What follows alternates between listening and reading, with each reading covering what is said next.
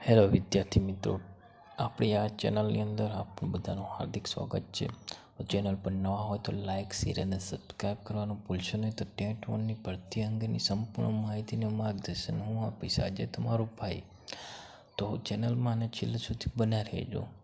તો હવે આપણે જોઈશું કે ટેટ 1ની અંદર કેટલી ભરતી આવશે. તો ભરતીની જોઈએ, ભરતી જોતાં આપણને આંકડો જોતાં લાગે છે કે જગ્યાઓ બધું વધારે ખાલી છે. જેમાં 2024ની અંદર અને પણ અન્ય જગ્યાઓ ખાલી હતી.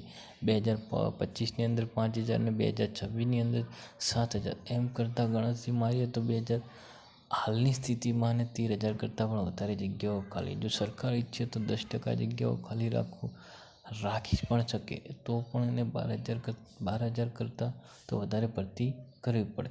આ મુજબ જોઈએ તો ભરતી ક્યારે આવશે, તો ભરતી હવે એપ્રિલના અંત અથવા મેના પહેલા અઠવાડિયા આજુબાજુ આવી શકે છે. હાલ એને બદલી કેમ્પ અને ચૂંટણીના કારણે ભરતીની કોઈ ગુંજાઈશ નથી.